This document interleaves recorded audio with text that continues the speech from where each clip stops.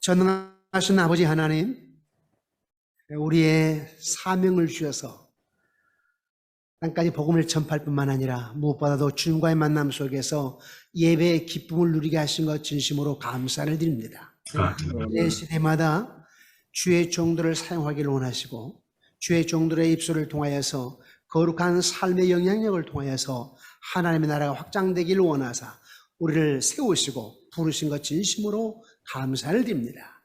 뿐만 우리 총장님을 비롯하여서 우리 교수님들, 또 우리 개총 원우 목사님, 선교사님들, 또 우리 개총을 사용하신 여호와 하나님을 높이 높이 찬양합니다. 아멘. 팬데믹 시대의 리더십 어떻게 발휘할 것인가, 또 어떻게 교회를 세워나가야 것인가, 어떻게 거룩한 삶으로 세상 속에 나가야 될 것인가 말씀을 나누기를 원할 때 성령의 능력으로, 성령의 충만함으로 우리를 덧입혀 주시고 함께 시간들 속에서 하나님께 영광이고 우리에게는 큰 기쁨이 되게 도와 주옵소서. 아멘. 하신 하나님 우리 주 예수 이름으로 기도드리옵나이다. 아멘. 아멘. 요즘 사람들이 왜 세상이 왜 이래? 테스 형, 세상이 왜 이래? 왜 이렇게 힘들어? 이렇게 노래를 부르는 시대인데, 크리스찬 리더로서 항상 소망을 안고 사는 우리 리더 여러분 진심으로 환영하고 반갑습니다.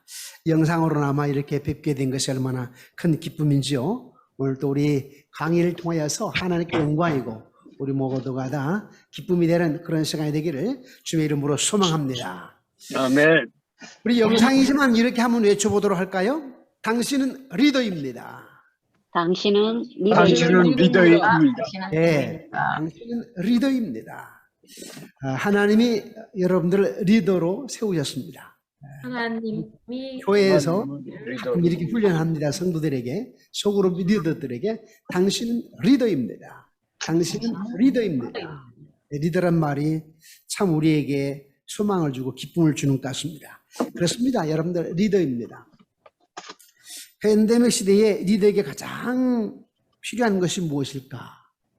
리더십 아닐까요? 리더십. 요즘은 리더십 부재라고 하죠. 리더십 부재라고 말합니다.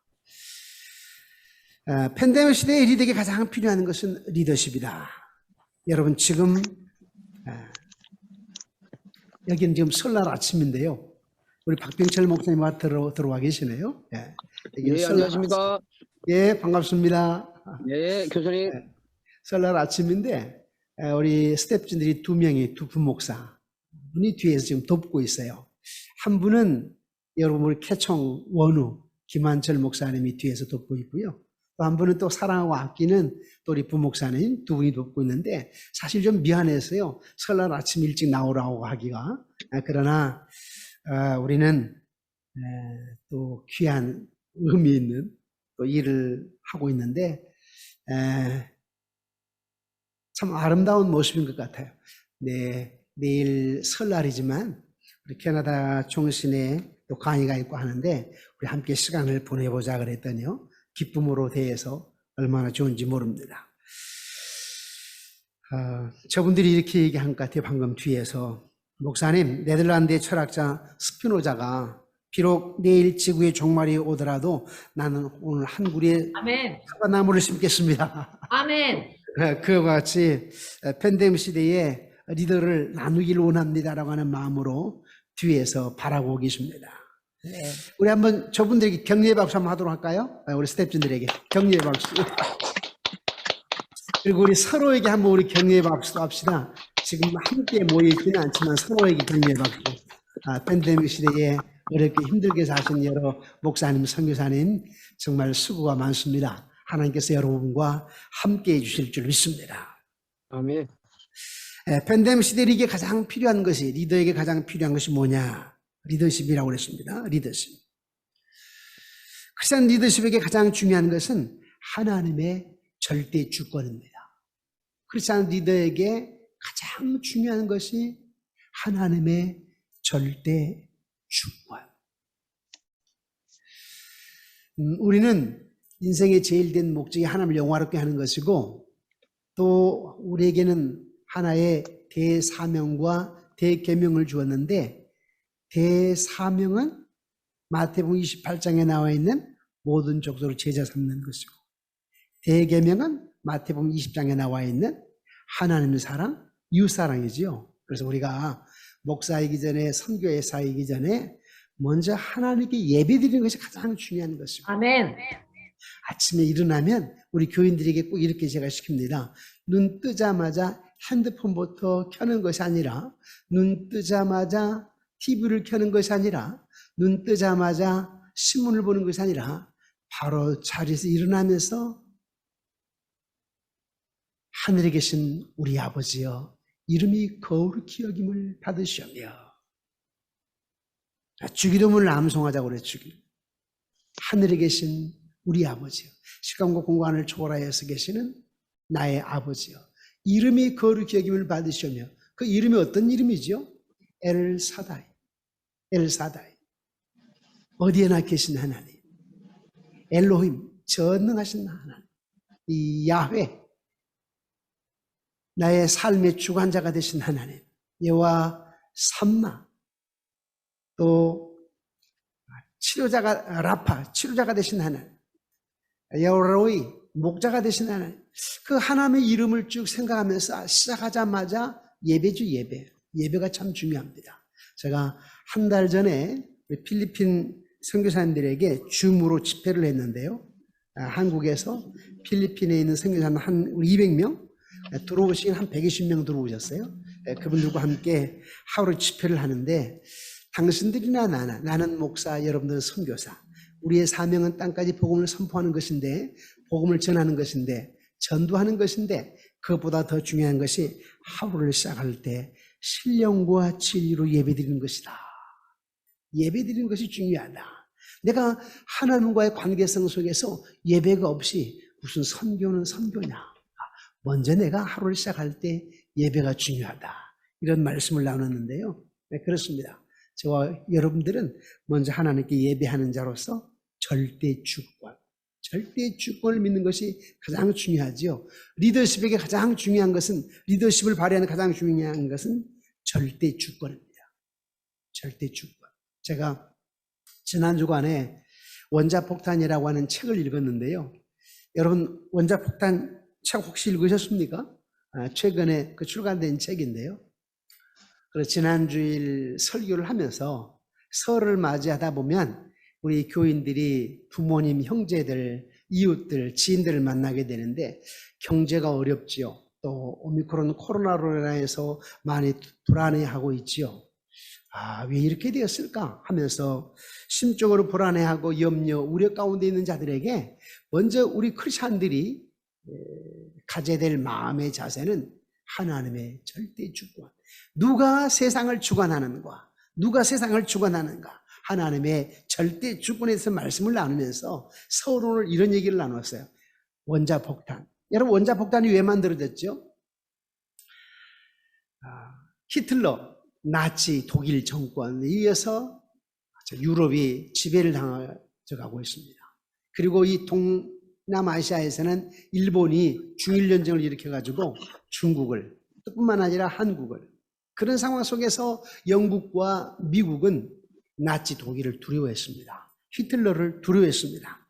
그래서 만든 것이 원자폭탄인데, 사실은 독일의 핵 물리학자들, 핵 과학자들, 유명한 사람들이 많이 있었죠. 그러나 그 가운데 독일에서 유태인들을 무시했습니다. 너희들이 무엇을 안다고 그래? 해서 유태인들, 물리학자, 수학자, 이런 사람들을 추방을 시켰습니다. 그래서 미국으로 망명한 사람이 아인슈타인 아닙니까? 아인슈타인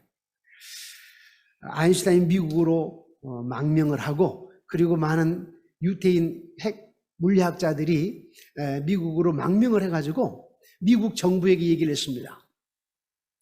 1939년부터 독일이 핵화학, 핵융합, 핵물질을 만들게 되는데 아마 거의 핵을 만들었을 것이라고. 그러니 우리 미국이 빨리 핵을 만들어야 된다고. 아인슈타인을 주축으로 해가지고 아인슈타인 명의로 핵 물리학자들이 미국 정부에게 핵 개발을 권고를 했습니다. 그 권고를 받아들여 가지고 핵폭탄을 만들게 되었고, 이제 그러면서 이제 독일에 어떻게 되었을까라고 알아보았더니 독일의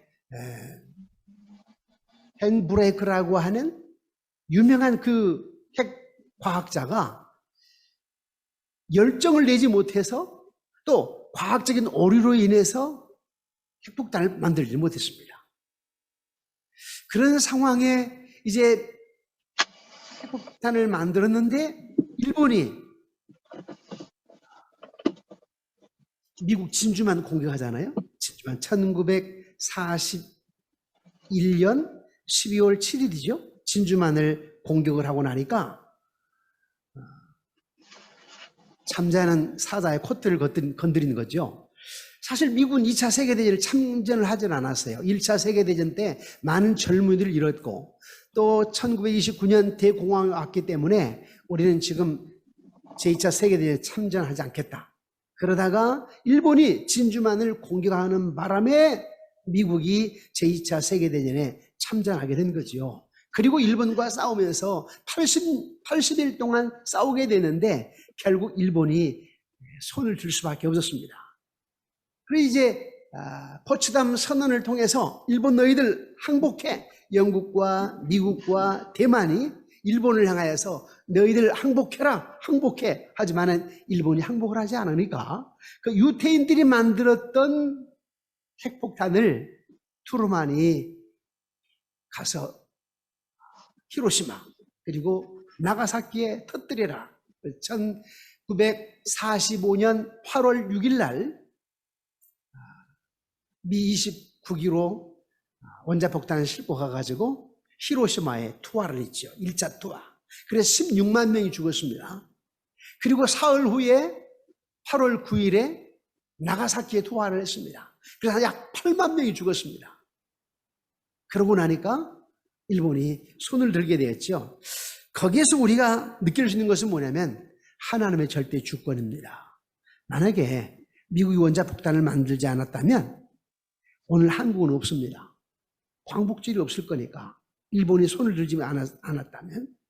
그래서 독일 나치 정부에서 히틀러에 의해서 유태인들이 무시당하고 그 유태인 과학자들이 미국으로 망명을 하게 되고 망명한 그 유태인들이 핵폭탄을 개발을 해서 일본을 항복시킴으로 말미암아 오늘 세계 복음화에 하나님이 미국을 통해서 또 대한민국을 통해서 더욱더 진전되게 했다. 그래서 보면 하나님의 절대 주권, 하나님의 절대 주권. 우리 리더들은 철저하게 하나님의 절대 주권을 믿어야 됩니다.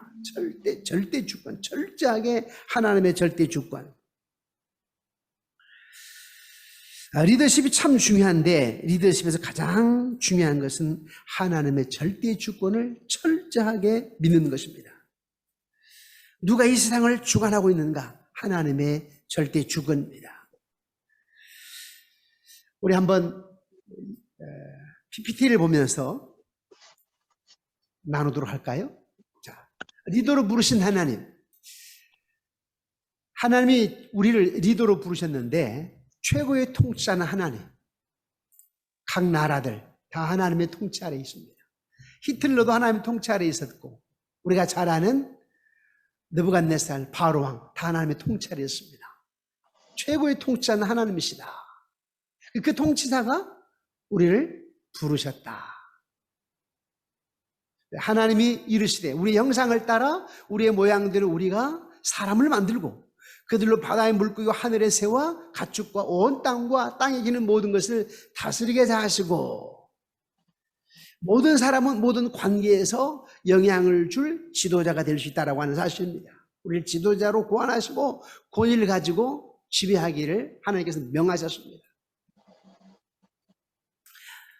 다음 스크린 한번 보도록 할까요? 예. 하지만 모세처럼 열등감과 거부감에 대한 상처로 나는 못해. 이런 생각들을 많이 하죠. 모세가 하나님께 아뢰되 내가 누구에게 바로에 가며 이스라엘 자손을 애굽에서 인도해내리까? 우리 어렸을 때부터 상처, 또 열등감, 어떤 가정 환경, 이것 때문에 우리는 못한다고 합니다. 우리 목회자들은 어떨까요? 하나님 우리에게 최고의 리더십을 주셔가지고 리더십을 발휘하도록 하셨는데 우리는 목회하면서도요, 관계성 속에서, 환경 속에서 안 돼, 못해 이런 말을 많이 합니다. 우리 그 장로님들이 10분 되시는데요, 14분이 계시는데 이 목회를 하다 보면 그 장로님들이 목사님 그거 가능하겠습니까? 돈이 하나도 없는데 예를 들어 100억 공사 교회를 건축할 수 있겠습니까? 대부분 안 된다고 합니다. 또 저는 우리 주일학교 아이들 다음 세대에 대한 그 열정을 갖게 되고 거기에 포커스를 맞추고 있는데요. 지금은 그렇지 않습니다만은 초기에는 이렇게들 말씀을 하시더라고요. 여러분도 아마 경험하셨을 거예요. 목사님 맨날 주일학교 하는데 애들이 헌금합니까? 그래도 어른들이야 되고 사업가야 되고 나이 드신 분들이야 되는데 내가 거기에다 포커스를 안 맞추는 건 아니에요. 그러나 다음 세대를 위해서 어린 아이들 주일학교에다가 포커스를 맞춰야 된다. 뭐 어른들에게 소홀히 하자는 건 아니에요. 그럼에도 불구하고 생각 속에는 그 되겠습니까? 헌금도 안 되는데 이런 얘기들을 많이 하지요. 여러분은 목회하면서 또 선교하면서 하나님의 부르심, 리더십에 대해서 어떻게 생각하십니까?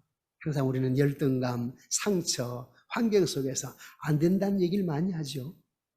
그러나 하나님은 이끌도록 우리를 창조하셨고 또 온 땅을 정복하도록 리더십으로 허락하셔서 우리 리더들을 할 수 있도록 권한과 능력을 주었습니다. 다음 한번 스크린을 보도록 할까요? 리더십은 영향력입니다. 리더의 인격과 전문성에 따른 건데 여러분 그래요. 어떤 한 회사에서 사장님, 회장님이 딱 앉아있기만 하면 그 지위 때문에 사람들이 리더십을 인정하지 않습니까? 그러나 사실 그 지위 가지고 권력 가지고 영향력을 발휘하는 건 아닙니다. 사장님이나 회장님의 인격이죠, 인격. 그리고 전문성. 우리 목사도 역시 마찬가지죠. 나에게 인격, 전문성이 없다면 큰 영향력을 발휘할 수는 없습니다. 우리 각 사람이 인격 면에서, 전문성 면에서 영향력을 발휘하지 못한다면 리더십을 쉽게 발휘할 수가 없습니다. 리더십은 영향력인데 리더의 인격과 전문성이 참 중요하다. 리더십은 어떤 직함이나 위치에서 생기는 것이 아니라 리더십은 하나님에게서 오는 비전을 가지고 하나님께서 주시는 리더십을 발휘하는 것입니다. 그 비전을 성취하기 위해서 사람을 동원하여 참여시키는 것, 이것이 바로 리더십이죠. 다음 또 한 면을 보도록 할까요? 예. 유능한 지도자의 기본은 뭐냐? 그들은 필요를 인식한다. 항상 우리는 필요를 인식합니다. 유능한 지도자는 필요를 인식해야 되고, 두 번째는 은사를 갖고 있어야 되고, 세 번째는 열정을 드러내야 됩니다. 열정. 그들은 사람들을 설득합니다. 그리고 그들은 목적을 추구합니다. 유능한 지도자의 기본이 뭐냐면 필요를 늘 인식해야 됩니다. 우리 교회에 뭐가 필요할까? 우리 아이들에게 무엇이 필요할까? 지금 사회 환경에서 무엇이 필요할까? 그 다음에 나는 어떤 은사를 갖고 있는가? 목적이 있으면 보통 때보다 우리가 열심히 기도하게 됩니다. 또 목적이 있으면 보통 때보다 더 하나가 됩니다. 마음이 하나가 됩니다. 목적이 있으면 모험을 합니다. 목적이 있으면 계획을 하게 됩니다. 목적이 있으면 관찰하게 됩니다. 목적이 있으면 희생하게 됩니다. 목적이 있으면 기대하게 됩니다. 유능한 지도자에게는 반드시 목적의식이 있다. 그 다음 또 보도록 할까요? 예. 훌륭한 지도자는 비전에 의해서 움직인다. 비전은 미래를 보는 것이고 현재 있으며 과거에 만들어지는 것이다. 비전은 눈에 보이지 않는 것을 보는 것이고 또 그것을 눈에 보이게 만드는 것이다. 비전은 현재보다 더 나은 미래를 이끄는 중간 다리 역할을 한다. 그 다음 한번 보도록 하겠습니다. 비전이 중요한 7가지 이유가 있는데요. 비전이 있으면 에너지가 제공되지요. 에너지. 비전이 있어야 열정적으로 일을 하게 되고 또 에너지가 넘치게 됩니다. 또 비전이 중요한 이유는 뭐냐면 삶의 의미를 창출합니다. 요즘에는 교회도 옛날에는 목사님의 어떤 지위에 따르게 되고 말씀을 드리게 되면 순종하는데요. 지금은 그렇지 않습니다. 지금은 40대들이 의미를 따집니다. 삶의 의미를 따집니다. 사명에 따라서 의미를 따지지 의미가 없으면은 교회에서 일하려고 하지 않습니다. 요즘 젊은 사람들은 회사를 자주 바꾸면서 자기 가치를 높이잖아요. 연봉을 높입니다. 그러다 보니까 교회도 자주 바꿉니다. 이제는 한국 교회도 자주 바꾸고요. 그리고 옛날엔 3대가 4대가 교회를 다녔는데 지금은 그런 교회 별로 없습니다. 한국 교회 70년, 100년 된 교회도 이제는 할아버지 장로님 따로 또 할머니 권사님 따로. 왜? 조금 토라지면 권사님 나가니까. 그리고 아들 따로 며느리 따로 손자 따로 손녀 따로. 그래서 집안 식구가 6명이면 6명이 교회가 다 따로따로인 가정도 있습니다. 보통 4, 5명이면 교회가 한 가정에 2, 3개 교회. 많이 환경이 바뀌어져 있습니다. 그러면서 젊은 사람들이 따지는 것은 뭐냐면 의미가 있느냐, 의미. 무조건 순종하지 않습니다. 옛날에는 다 무조건 목사님 말하면 무조건 순종하게 되고 교회 설교를 하게 되면 무조건 설교하면 아멘, 아멘 그러는데요. 지금 다 의미를 따지고 그래서 삶의 의미 창출하는 것이 참 중요합니다. 세 번째는 기꺼이 위험 부담을 끌어안도록 촉진한다. 비전이 있게 되면 위험 부담을 끌어안고 나가게 되지요. 또 비전이 중요한 이유는 리더십을 인정하게 됩니다. 분명한 비전이 있어야 그 사람의 리더십을 인정합니다. 우리 아이들도 가정에서도 역시 마찬가지죠. 아빠에게 비전이 있어야 아빠의 리더십을 인정합니다. 엄마도 역시 마찬가지죠. 엄마에게도 분명한 비전이 있어야 아이들이 엄마의 리더십을 인정을 합니다. 또 리더십이 활발할 수 있도록 힘을 실어준다. 비전이 있으면 리더십이 활발할 수 있도록 힘을 실어줍니다. 제가 부목사로 있을 때는 우리 담임 목사님들이 야 적당히 2, 3년 있다 나가라 이런 식이었던 것 같아요. 저도 부목사로 오랫동안 해보면서 그러면 안 될 텐데 그래서 지금 뒤에 스텝으로 섬기는 우리 한 분 목사님은 지금 24년째 저하고 있습니다. 같이 은퇴하게 되겠죠. 24년. 또 한 분 목사님도 지금 몇 년, 또 우리 예전사님들 등등 아주 오래 섬기고 있는데 제가 사역을 하면서 이런 생각을 해요. 내가 부목사 때는 적당히 2, 3년 있다가 나가라 이런 것이었어요. 또 개척을 할 때도 가까이 개척할까 봐 우려를 하고요. 또 설교를 하다 보면 부목사가 설교를 더 잘하면 안 되니까 원고를 그냥 거의 읽으라고 하는 식이었어요. 모션을 취하라, 원고 없이 하라 이런 게 아니었죠. 그냥 읽는 정도. 그리고 목사님 눈치를 봤어요. 그래서 지금 시대가 달라졌어요. 저도 무슨 생각을 하냐면은 당신이 나보다 더 설교를 잘해야 된다. 왜냐하면 지금 시대가 바뀌었다. 교회 가운데 다 기본적으로 학사학위를 가지고 있고 석사, 박사들이 얼마나 많은가. 이들에게 복음을 전해야 되는데 설교도 잘해야 될 것이고 인격도 뛰어나야 될 것이고 세상 어떤 전문 지식도 가져야 될 것이고 그러니 나는 전에 배웠다면 당신들이 지금 신시대 사람들이 아닌가. 나보다 더 많은 것을 알아야 되고 나보다 더 인격적이어야 되고 나보다 더 설교를 잘해야 될 거 아니냐. 이런 마음이죠. 그래서 저들을 멘토를 해야 되고 공부를 시키고 이번에 우리 24년 된 부목사님 다 석사학위 있어요. 그래도 이번 우리 캐나다 총신에 더 석박사학위를 해라 해서 이번 학기에 등록을 했죠. 우리 김한철 목사님이. 또 우리 한분 목사님은 우리 교회 나중에 하든 아니면 다른 교회 청교를 가든 공부를 또 해야 되겠으니까 그 아세 연합신학대학원에 설교학 석박사 과정으로 등록하게 만들었어요. 우리 교회 오게 되면 비전을 심어 주어서 일하게 하고 추석감을 가지고 열심히 일하게 하고 또 비전을 심어 주어서 제가 이제 한국 교회는 갈수록 힘듭니다. 여러분 들으셨겠지만 금년에 우리 교단에 14,000개 교회 가운데 2,000개 교회가 문을 닫았습니다. 2,000개 교회가 어렵습니다. 그래서 제가 요즘 기도하기를 이제 나이 드신 목사님들이 은퇴를 하시려고 해도 교회 재정이 안 되니까 은퇴금을 드릴 수가 없고요. 묘한 현상이 나타났습니다. 교회가 계속 성장하지 않고 은퇴금을 드릴 수가 없으니까 목사님들이 이제 상가를 팔아서 노후를 준비하는 옛날은 상상할 수 없는 일들입니다. 요즘 저는 그래서 기도하면서 어떤 기도를 하냐면 어려운 교회, 작은 교회를 우리 교회가 거기에 부목사님을 담임 목사로 보내고 그 교회의 목사님에게 사례를 드려야 되겠다. 은퇴 후에 생활할 수 있도록 그분들에게 사례를 드리고 그 교회에서는 우리 교회에서 부목사님이 가셔가지고 담임 목사가 되셨으니까 그 담임 목사의 생활을 책임지게 하고 그런 어떤 기도를 하고 있습니다.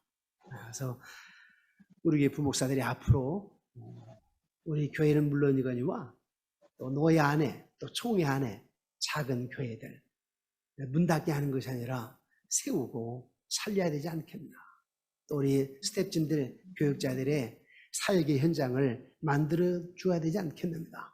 나 혼자 편하게 살다가 이제 적당히 목회를 끝내야 되겠다 이런 생각이 아니라 비전, 어떻게 하면 한국 교회를 세울 것인가, 어떻게 하면 우리 스태프진들 부교육자들이 더 훌륭한 목회자가 될 것인가. 이 비전이 참 중요한 것 같아요.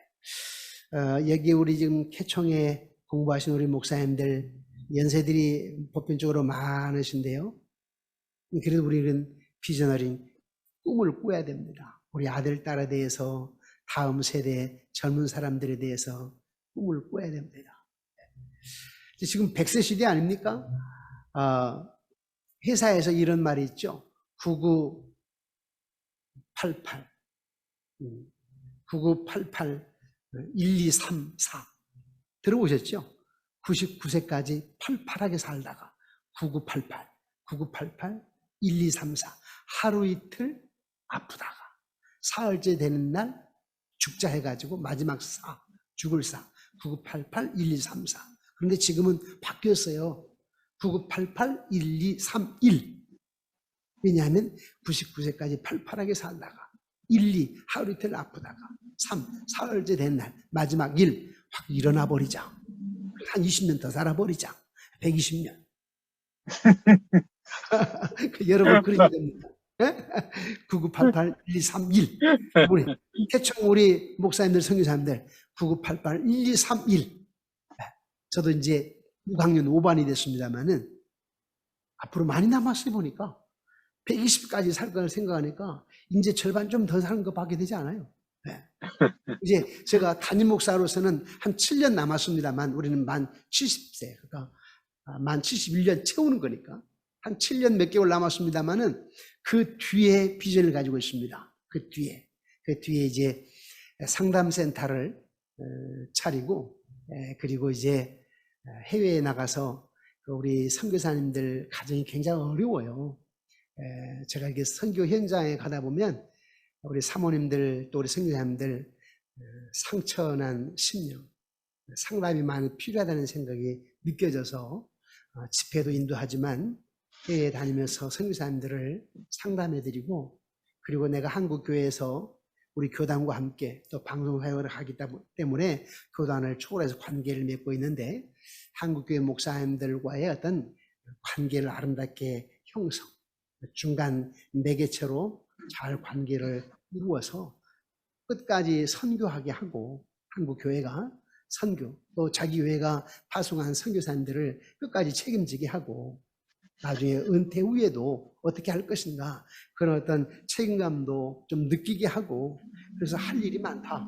내가 담임 목사로 끝나더라도 정말 할 일이 많다. 뭐 강의도 하고 또 상담도 하고 할 일이 많다 생각하는데 비전은 우리에게 열정을 낳습니다.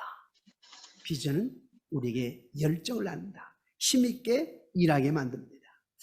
또 우리 이어서 한번 스크린 한번 보도록 할까요? 예. 또 사역을 지탱해 준다. 우리 끊임없이 사역을 지탱해 줍니다. 또 헌금하도록 동기부여를 해준다. 우리 교인들에게 비전을 심어주게 되면 헌금하도록 동기부여가 되는 거죠. 동기부여. 교회에서 이번에 1억을 들여서 앰프 영상을 새로 만들었는데요. 이제 그 코로나 시대, 이 팬데믹 시대에 영상 예배가 중요하지 않습니까? 영상 예배가.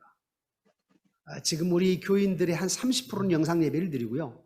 한 70%는 현장에 나와서 예배를 드리고, 물론 우리 아이들은 절반도 안 나오죠. 어른들은 한 7, 80%가 나와서 예배를 드립니다.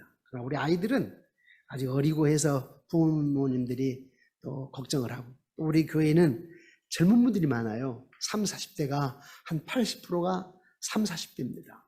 그러다 보니까 아이들이 몇백 명 아이들이 있는데 아이들이 많이 못 나오죠. 그래서 이제 가정에서 영상으로 예배를 드리고, 또 이제 삼본 양문교회가 한국의 중심이 되는 교회가 돼야 될 거 아니냐 앞으로. 그러다 보면 세계의 그 영상으로 유튜브로 또 인터넷으로 해가지고 설교 또 성경 강좌 하다 보면 앰프 음향 시설을 좀 더 퀄리티를 높여야 되겠다 싶어서 동기부여를 주어서 성도님들이 헌금하게 하고, 그래서 성도님들로 인해서 앰프 음향을 지금 공사를 하고 있습니다. 언제나 우리에게는 비전이 있게 되면 동기부여가 되게 되고 의미 있는 삶 속에 성도님들을 헌신하게 되어 있습니다. 헌금하게 되고 헌신하게 되어 있습니다. 제가 이제 그 캐나다 총신이 된 비전이 어떤 비전이 있냐면, 우리 이제 총장님과 함께 또 제가 또 강의하고 있는 아세연합신학대학원에, 또 제가 졸업했던 우리 총신대학원, 또 미국 필라델피아에 있는 웨스트민스터 신학대학원에 네 개 학교에 비전을 가지고 있어요. 앞으로 한 8년, 7년 좀 더 남았지만 정말 사역을 열정적으로 잘해서 우리 교인들도 그렇고 또 나와의 관계된 지인들로, 이 회사였던 사장님이 회사가 성장해 갈 때 내가 섬기고 있는 캐총, 캐나다 중신, 아세연합신학대학원, 미국 웨스트민스터 신학대학원, 또 한국 총신대학원, 여기 좀 도네이션 좀 합시다. 금년에 당신 회사 수익금에 그래도 1% 안점 0.1% 1년에 한 2, 3천만 원이라도, 아니면 1억, 2억씩 이렇게 다음 세대에 꿈꾸는 아이들 세계 복음화를 위해서 학문과 경건훈련을 쌓고 있는 학교에 도네이션을 합시다. 이렇게 기도하고 비전을 품고 있는데, 우리 모두가, 저뿐만 아니라 우리 모두가 비전, 꿈을 꿔야 됩니다. 비전. 리더에게 중요한 것은 비전입니다. 비전. 다음 보도록 할까요? 예, 우선순위와 의사결정, 가장 효율적인 시간 사용법인데요. 시간을 허비하는 가장 큰 요인이 뭐냐면 자기 훈련의 결여입니다. 시간을 허비하는 가장 큰 요인이 뭐냐면 자기 훈련의 결여. 제가 여러분 보면서 참 기뻐요. 흐뭇하게 되고요. 뭐 아세연합신학 총신대학원 다 젊은 사람들이잖아요. 평균 나이가 30이에요. 30. 그런데 아세연합신학대학원에 가서 강의를 하다 보니까 평균 나이가 거의 40. 그러면 우리 캐나다 총신은 더 높지요. 다 선교사님들, 목사님들, 이제 또 우리 장로님들, 권사님들이 하시니까. 그런데 제가 뭘 느끼냐면, 얼마나 좋은가. 나이 연세 60이 넘었는데 공부를 하시겠다. 뭐 우리는 꼭 뭐 박사학위를 받겠다고 그런 건 아니잖아요. 그러나 내가 성경 지식을 좀, 하나의 말씀을 깊이 알고 내가 그 사명 따라 살게 되고 말씀 따라 살게 되고 많은 사람들에게 깊이 말씀을 알고 좀 나누겠다. 이게 얼마나 열정적인 마음이 얼마나 깊은가. 그래서 저는 캐나다 총신을 바라보면서요, 굉장한 의무감을 가지고 있습니다. 그리고 자부심을 갖고 있고 참 기뻐요. 할 일이 많다. 네. 캐나다 총신 제가 한 지는 이제 1년 되어 갑니다만 캐나다 총신에 애착감이 있습니다. 여러분들이 한국 오시게 되면 반드시 3번 양암교회를 찾으시고 저와 같이 식사도 하시고 그렇게 할 수 있도록 지난 주간에 우리 김명이요. 우리 위에 계시는 거죠, 교수님? 네, 여기 있죠. 여기 계시죠? 네, 김문경입니다. 예. 우리 김문경 교수님, 우리 김문경 교수님 다녀가셨는데요. 참 기뻤어요. 감사합니다. 예. 잘 봤고요. 여러분도 오시게 되면 함께 안정적이고요. 나누고 또 함께 꿈꾸고 그렇게 하시도록 합시다. 아멘. 네. 또 한번 다음 스크린 한번 보도록 할까요? 예. 두 번째는 시간을 허비하는 가장 큰 요인이 뭐냐면 우유부단과 지연입니다. 제 단점 중에 하나가 사실 우유부단이었어요. 내가 예수 믿기 전에는 참 우유부단했습니다. 고등학교 때였어요. 고등학교 때에 여학생들은 YMCA, 여학생들은 YWCA, 남자들은 YMCA 있잖아요. 제가 이제 고등학교 때 YMCA로 학교 대표로 이제 가입이 됐어요. 그래서 이제 광주광역시에 각 고등학교, 여자 고등학교 각 대표들이 나와가지고 이제 서로 의논하고 또 발표도 하고 이렇게 하는데요. 우유부단한 성격에 그리고 또 어떤 그 자신감 있지 못하는 그런 모습 그랬었는데 예수를 믿고 나니까 하나님이 바꿔놓으시더라고요. 예수를 믿고 나서. 제가 군대 가기 전에 21살 때 교회를 처음 갔다고 그랬죠. 대학에 서울에서 3번이나 떨어지고 그래서 이제 지방대학교 가가지고 등록만 해놓고 군대를 갔는데요. 그때부터 하나님이 사람을 바꿔놓으시더라고요. 군대도 이제 최전방 15사단 집회에 가면서 위험을 느끼니까 그때 하나님을 찾게 되었고 그 계기로 제가 예수님 영접했습니다. 세례받고 그리고 이제 제대하고 나와서 가치관이 달라지니까 그냥 학교에 1학년부터 등록했던 학교에 그냥 다니게 되었지요. 그리고 이제 새벽마다 새벽 기도를 하고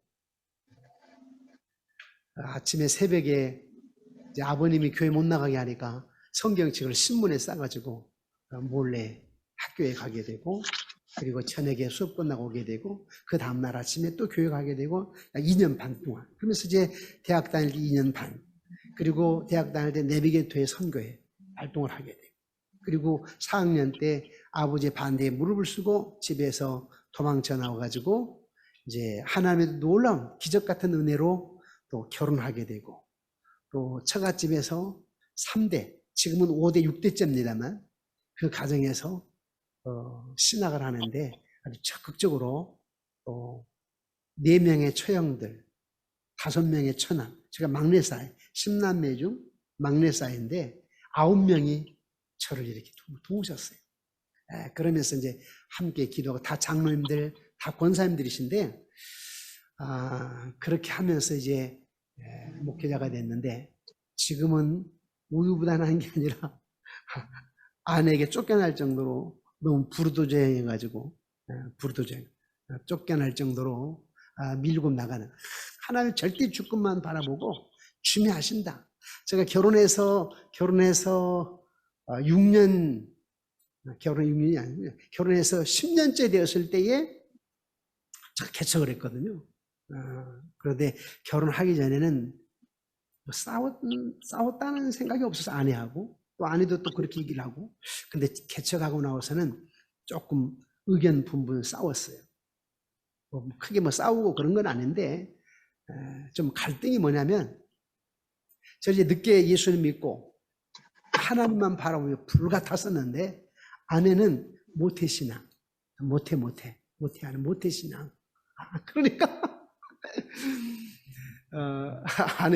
아내가 집이 하나 있었거든요. 아내가 회사 다니고 이렇게 하면서 집을 하나 샀었는데 그 서울에 있는 집을 팔아서 개척을 해야 되겠는데요. 아내가 지금은 겨울이니까 내년 봄에 가면 집값이 오르니까 봄에 팔자는 거예요. 그런데 내 생각에는 기회를 놓칠 것 같아.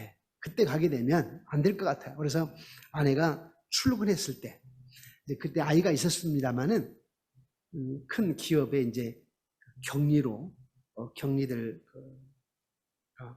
격리 총괄 담당이라고 할까요? 그래서 이제 한 달에 한 두세 번 정도 가가지고 격리들이 한 일들을 갖다 이렇게 한번 살펴보고 오고 그러는데, 그래서 회사에 간 사이에 부동산에 내놓고 팔아버렸어요. 그걸로 계약을 했는데, 그렇게 해서 이제 개척을 할 때 빌딩 지하를 팔 때에 계약을 했는데 아내가 6개월 동안 그 장소를 안 와보더라고요. 오지를 않았었어요. 그래서 우유부단한 성격이지만 하나님이 사명자로 세울 때는, 리더로 부르실 때는 사람이 달라지는구나, 이걸 느꼈습니다. 그래서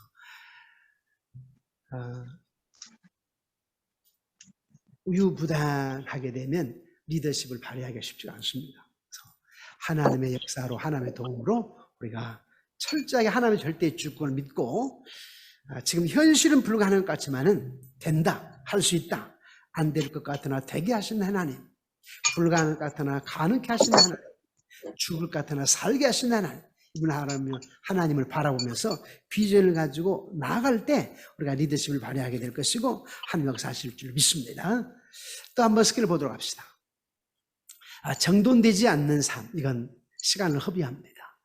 또 걱정과 공상에 사로잡히게 되면 시간을 허비합니다. 우리 목사님도 늘 걱정과 공상이 많으신 분들이 계시더라고요. 걱정과 공상. 그 어머님이 제가 이제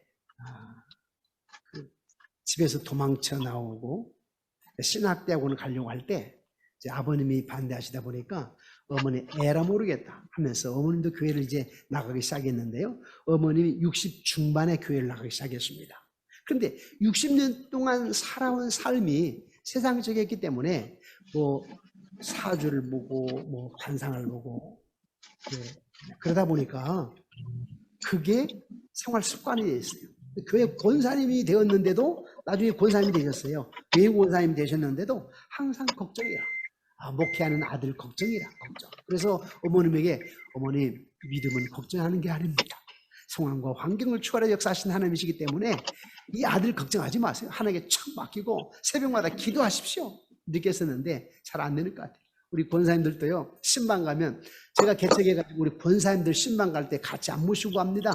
제가 분목살 때 이제 권사님들 10대분을 대신방 하면 봄에 한번, 가을에 한번 대신방을 하잖아요. 그럼 이제 우리 권사님들을 모시고 신방 가면 실컷 기도할 때, 주여 믿습니다, 우리 주님께 치료하실 줄 믿습니다, 죽은 자를 살리신 하나님의 역사를 믿습니다 라고 기도하면 우리 권사님들이 아멘, 아멘, 아멘 해놓고 나오시면서 하는 얘기, 목사님 힘들 것 같죠? 들어갈 것 같아요. 그럼 방금 전에 아멘은 어디 간 거야, 아멘은? 그때 제가 느꼈는데, 내가 나중에 개척하고 나면 권사님, 나 드신 권사님들을 모시고 신방 안 가야 되겠다. 힘 팔려서 안 되겠다. 그래서 지금 제가 우리 권사님들이 한 70명 정도 되시지만 권사님들을 모시고 제가 신방 안 갑니다. 우리 여전사님. 밤에는 집사람하고 하고요. 낮에는 여전사님하고 그 지역장하고 해가지고 3명이 가고, 밤에는 이제 아내하고 둘이 이렇게 신방 가게 되는데 얼마나 걱정이 많으신지. 우리 장로님들에게도, 장로님 그렇게 걱정해가지고 되겠습니까? 제가 가끔 그러는데 우리 교회 장로님 참 순수하세요. 참 감사해요. 순수하시고, 제가 부르조정이라 가끔 너무 뭐라고 할 때가 있습니다만은 우리 장로님 참 순수하세요. 개척을 하면서 이제 집을 팔아서 개척을 했잖아요. 지금 교회가 양쪽에 있는데 코로나 시대 좀 힘들기도 하고, 또 이제 저도 이제 얼마 안 남았기 때문에 빚도 좀 갚아야 되겠고, 그래서 저쪽 예배당이 4층 빌딩으로 되어 있어요. 거기는 이제 교육센터고, 여기는 이제 종교부지에다가 천여평 교회를 지은 것이고, 지금 여기 강의하고 있는 새성전은 한 90억 정도 들여서 지은 건축한 교회고, 저쪽에는 이제 팔면 한 50억 그런 어떤 성전 본 예배당이 있는데 한 10억 정도 빚을 좀 갚아야 되겠다 싶어가지고 거기 한 층을 팔았어요. 한 층을 팔았는데 전혀 생각지 않았는데 우리 장로님들이 목사님 사택에 그 모기지론으로 사드렸기 때문에 무슨 얘기냐면 집을 팔아서 개척했기 때문에 10년 전에 장로님들이 모기지론으로 아파트를 하나 사주었어요. 원금하고 이자고 나갑니다. 그런데 제가 이제 한 7년 한 8개월 남았으니까 목사님 지금 다 갚아버립시다. 그리고 그건 교회 사택이 아니고 목사님 거니까 목사님 이름으로 해드린 거니까 그 빚을 갚읍시다 해가지고 저걸 팔아서 은행에 빚도 일부 갚고 그 다음에 사택에 있는 빚도 한 1억 한 7천 되는데 빚도 갚고 또 이렇게 지금 교회가 커도요 아내 이름으로 교회 빚이 있어요. 갑자기 일이 생기게 되면 옛날에는 장로님들이요 담보도 하고 인감 떼가지고 그 보증도 쉽게 하고 하는데 요즘에는 그렇게 못합니다. 안 하는 시대가 되었습니다. 그러니까 이제 갑자기 교회가 무슨 일이 있어 돈이 필요하다 하게 되면 제 이름으로 빚을 내고요 은행에 가서 또 우리 아내 이름으로 빚을 내고요 대출 받고 두 딸이 있는데요 두 딸 이름으로 대출을 다 받았어요.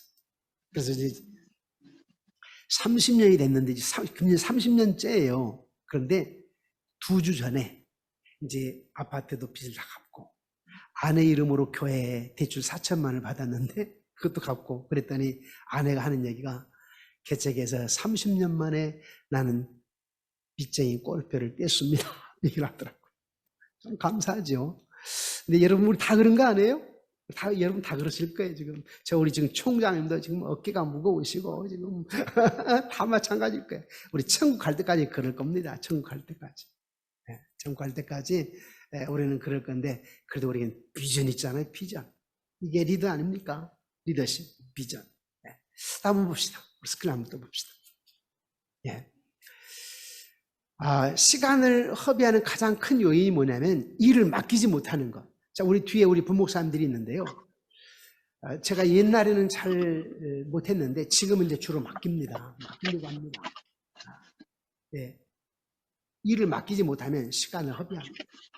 나눠서 해야 됩니다. 훌륭한 리더는 맡기는 겁니다. 맡기는 거예요. 회사도 역시 마찬가지입니다. 맡길 줄 알아야 됩니다. 가정도 역시 마찬가지잖아요. 제가 이제 몇 개월 전에 큰딸, 작은딸을 불러서 이런 얘기를 했어요. 아빠는 그런 일은 없을 거야. 아빠가 비행기 타고 집회를 다니고 강의를 다니고 또 차를 몰고 어디를 다니고 이렇게 하지만 그럴 일은 없고 아빠가 건강 뭐 체크하는 게 있더라. 그 평균 수명을 체크하는 거 보니까 아빠가 117세까지 사는 걸로 나와 있더라. 117세까지. 그랬더니 딸아이가 하는 얘기가 뭐야? 아빠 그러면 내가 그때 70이 넘는데요? 이런 얘기를 해요. 이제 아이들한테 얘기를 하는 거죠. 아빠가 혹시 천국을 가거들랑 이렇게 해라. 예를 들어서 이 집도 말이야 아빠는 너희들에게 넘겨주지 않고 아빠 엄마가 살다가 남게 되면 너희들이 교회에다가 헌금을 해라. 왜냐하면 하나님께서 너희들의 삶은 풍요롭게 할 거니까. 그러기 전에 하나님이 앞으로 10년, 20년 너희들의 삶을 풍요롭게 할 뿐만 아니라 그리고 나중에 너희들이 그렇게 하게 되면 또 하나님이 역사하실 것이기 때문에 라고 딸한테 얘기하고 또 교회도 역시 마찬가지로 우리 장로들에게 사전에 교육을 시키는 거예요. 우리 장로들에게 혹시 내가 그럴 일 없지만 혹시 일이 생기게 되면 나에게 절친한 친구 목사가 있어요. 목동 제일교회 우리 김성근 목사라고 한국 오시면 극동방송에서 매기 강의하는 친구, 절친한 친구 목사예요. 그 친구에게 연락을 해가지고 노예와 함께 수습을 하고 미리 준비를 하는 거예요. 항상 저와 여러분들은 지도자는 그럴 일이 없지만서도 항상 미리미리 준비를 해놓는 거. 그때 나중에 교인들도 그렇고 후배들도 그렇고 목사님들도 그렇고 그게 리더십을 보고 배우는 거 아니겠어요? 뭔가 남다른 어떤 준비성, 리더십 있어야 됩니다. 또 한번 스크린 보도록 할까요? 시간을 허비하는 가장 큰 이유는 거절하지 못함. 거절할 때는 단호하게 거절을 해야 되는데 거절하지 못하게 되면 시간을 허비합니다. 저의 하나의 그 단점이었어요. 앞부분 몇 가지는 저에게 있는데요. 제가 조금 전에 우유부단했던 거하고 우유부단한 거하고 거절 못한 거 일맥상통이에요. 그런데 이제 이렇게 해서는 안 되겠구나. 교회를 위해서는 그렇게 해서는 안 되겠구나 생각이 많이 드는데요. 거절할 때는 반드시 할 줄 알아야 됩니다. 그 다음 한번 또 스크린 보도록 합시다.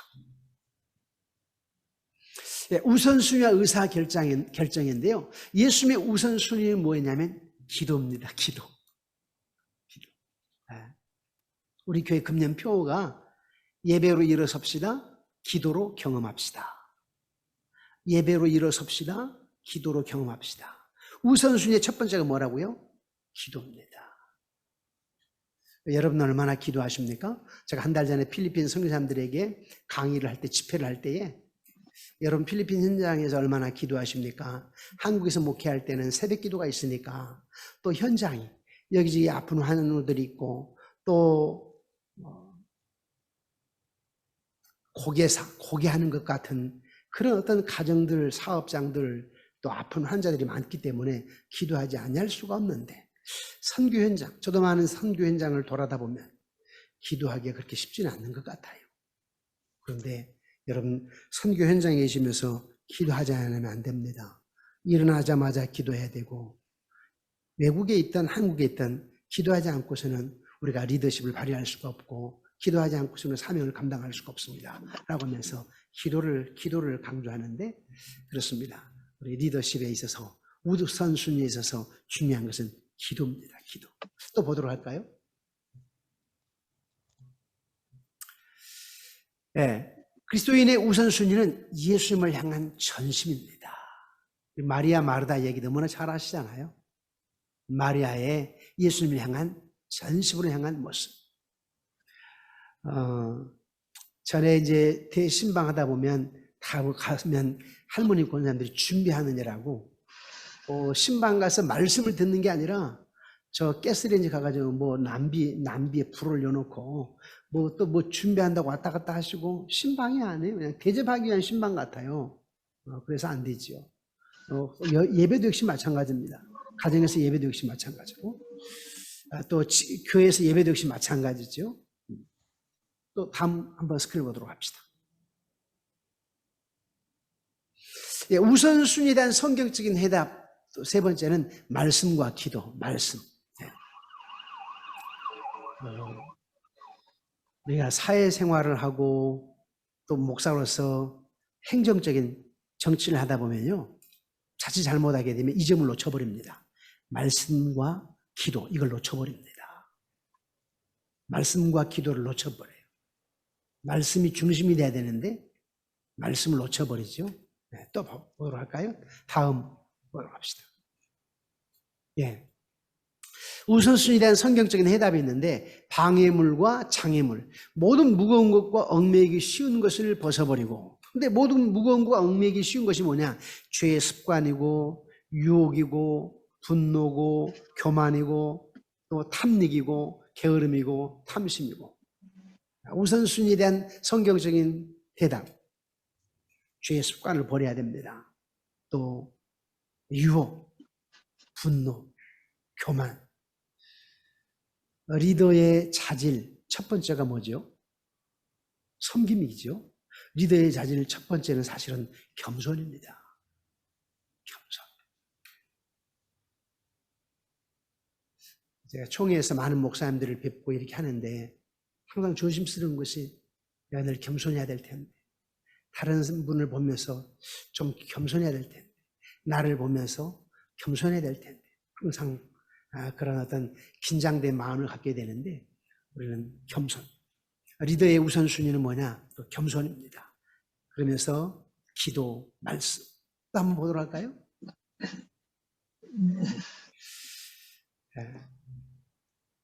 우선순위와 의사결정에서 은혜롭게 아니오라고 말하는 방법이 있는데 그 사람에게 아니오라고 하지 말고 제한된 내용에 아니오라고 하라. 제한된 내용에 따라 아니오. 무조건 아니오라고 아니라 제한된 내용. 상대방의 의견에 긍정은 하지만은 당신이 성취하기 위해서 필요한 것들과 그 제한이 맞지 않는 이유를 설명하라는 거예요. 무조건 안 된다고 하는 것이 아니라 그 아이들 교육할 때 그러잖아요. 제가 어렸을 때는 부모님들이 그냥 안 된다고 그랬어요. 그러나 지금 젊은 사람들의 교육법은 달라요. 어떠하기 때문에 안 돼. 자세한 설명을 하죠. 교육법이 달라요. 제가 이제 딸아이가 손자, 손녀의 교육하는 거 보니까 아, 틀리구나 느껴집니다. 이러이러하기 때문에 이건 안 돼. 좀 논리적이죠. 이러이러하기 때문에 안 돼. 이유를 댑니다. 그러면 아이들이 거부를 느끼지 않는데 그냥 안 된다고 하니까 거부 반응을 일으키는 거 아니에요? 지금은 교육 방법이 달라졌습니다. 그래서 우리 지도자들도 역시 마찬가지입니다. 우선순위 의사결정에 있어서 교인들에게나 당회를 할 때에 어떠한 내용 때문에 어떠한 이유 때문에 반드시 그렇게 해야 되지 무조건 안 된다. 또 교회 당회원들도 환경만 바라보고 무조건 안 된다 해서는 안 된다는 거죠. 또 한번 보도록 할까요? 물어보는 그 사람의 입장에 생각하고 답하라. 자, 리더는 어떻게 해야 되느냐? 물어보는 그 사람의 입장을 한번 생각해 봐야 됩니다.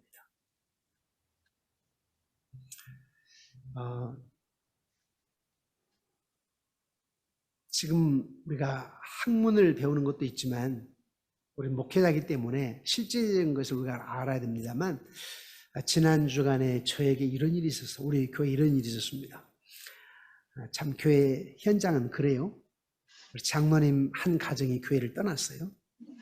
20년 다니셨는데요. 저하고 이제 또 동갑 나이입니다. 또 같이 이제 공학 출신이라고 그래가지고 서로 이해하고 했었는데 그 장로님들과 다른 장로님들과의 화합이 안 되는 거예요.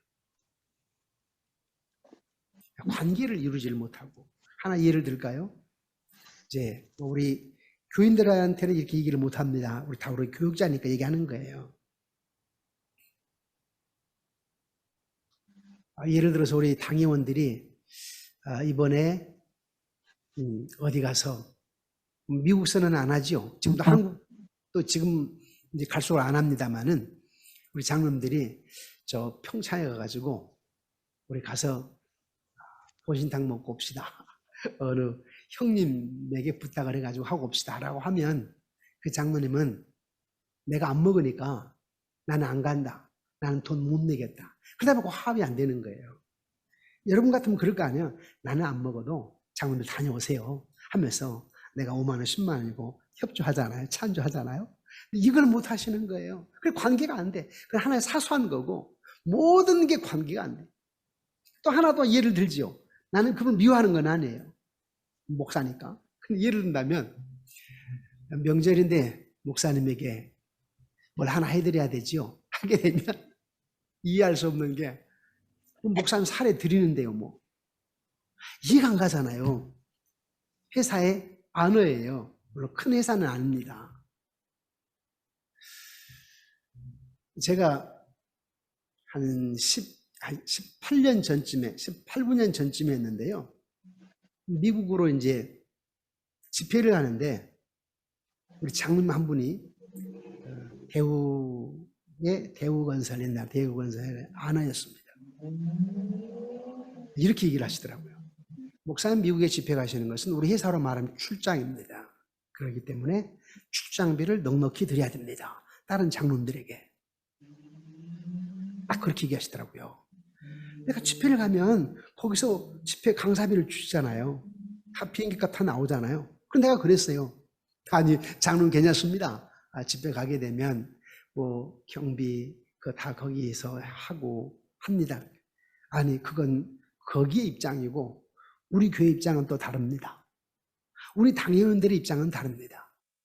목사님 건강은 우리 건강이고 목사님의 행복은 우리 행복입니다. 그러니까 가실 때 우리는 출장비처럼 드려야 됩니다. 딱 해가지고 1년에 그런 비용으로 1,000만 원을 딱 책정하라. 1,000만 원을 딱 책정하시더라고요. 지금까지 그렇게 하고 있는데 참 얼마나 감사한지. 그러면 관계가 참 좋아질 것이고 그러는데 그걸 못하는 분들이 있어요. 그걸 못하는 분들. 그래서 제가 느꼈던 게 리더십의 차이예요. 이분은 큰 회사에 안 오고 대기업에, 이분은 조그마한 구멍가게에 뭐 1년에 한 2, 3억 수출 수익 내는, 생각이 틀리는구나. 리더는 달라야 됩니다. 제가 어렸을 때에 아버님 친구가 군수셨는데요. 이제 아버님은 학교 선생, 초등학교 선생님, 친구는 군수. 옛날 군수가 검정 박스차 있잖아요. 박스차를 딱 몰고 저희 집으로 오셨어요. 1호 한 해 눈깔 사탕 4개. 연세 드신 분들은 경험하셨을 거예요. 그때 1원도 아니었죠. 1환이었잖아. 1환 가지고 구멍가게 하게 되면 눈깔 사탕을 4개를 주어요. 그런데 500원을 500환인가? 상상을 못한 어린 꼬마가 그 상상을 하지 못하는 돈을 딱 주셨어요. 제가 주저 했었거든요. 그런데 이렇게 주시니까 받았는데 그때 내가 어떤 꿈을 꿨느냐면 내가 받은 대로 주는 사람이 되자. 그래서 아이들을 만나면 돈을 주고, 우리 청년들이 군대를 가게 되면 교통비를 주고, 교회에서 교통비를 주고, 담임 목사 따로 주고, 또 명절이 되면 우리 교육자 아이들에게 세뱃돈을 주고, 또 우리 교회 아이들 명절 때 교회 나오기 힘들잖아요. 교회 나오게 되면 아이들에게 또 세뱃돈을 주고, 이게 나누다 보니까 하나님이 다 채우시는 것 같아요. 채우시는 것 같아요. 리더는 언제나 섬김, 나눔. 또 한번 볼까요, 스크린? 네.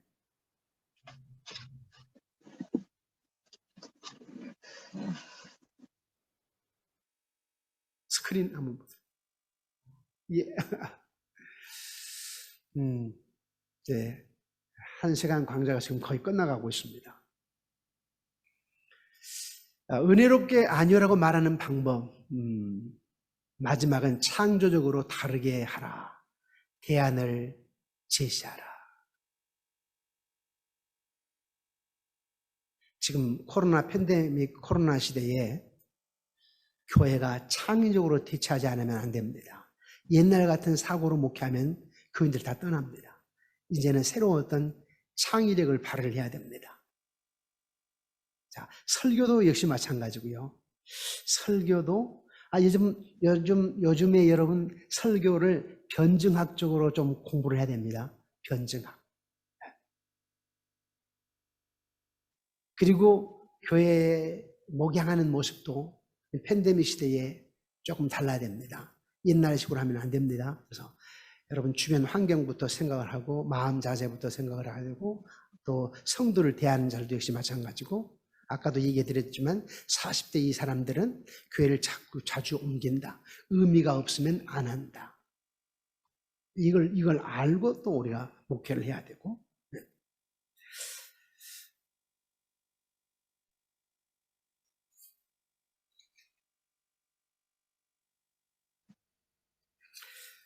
또 한번 다음 스크린 한번 보도록 할까요? 네. 자가 진단 3가지의 지혜로운 질문이 있는데요. 첫째, 필수성. 내가 꼭 해야 할 일은 무엇인가? 여러분이 한번 묻겠습니다. 다 아시겠지만 아침에 일어나시게 되면 메일을 체크하시고, 아침에 일어나시게 되면 여러분 일정표를 체크하십니까?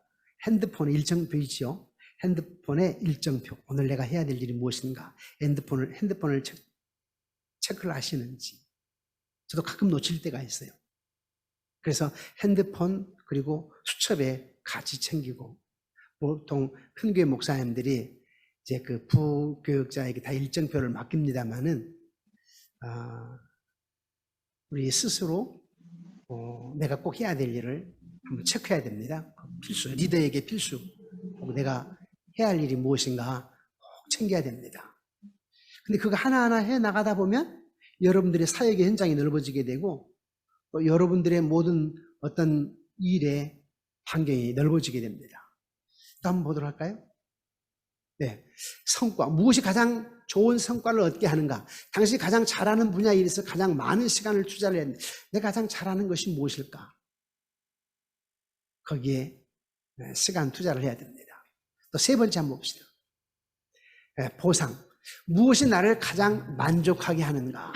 우선순위를 정할 때 개인적으로 성취감을 가질 수 있는 것을 찾아야 됩니다. 무엇이 가장 나를 만족하게 하는가? 여러분 가장 만족하는 것은 뭐죠? 설교 준비죠. 설교 준비할 때. 저는 책 읽고 설교 준비할 때 제일 만족스러운 것 같아요. 책 읽고 설교 준비할 때. 설교도 내가 성도들에게 들으라고 하기 위해서 준비하는 것이 아니라 하나님 오늘 나에게 무엇을 말씀하시는가? 내가 적용할 것이 무엇인가 하게 되면 그걸 찾다 보면 너무너무 즐거워요. 그 다음 보도록 할까요? 예. 리더십과 사람에 대한 네 가지 진실이 있는데요. 사람이 교회의 가장 중요한 자산이다. 중요하죠, 여러분? 사람이 교회의 가장 중요한 자산이다. 옛날에는 일 중심이었는데 지금 사람 중심입니다. 제가 미국의 어떤 회사에 이걸 보았어요. 한 회사 사장이 연초에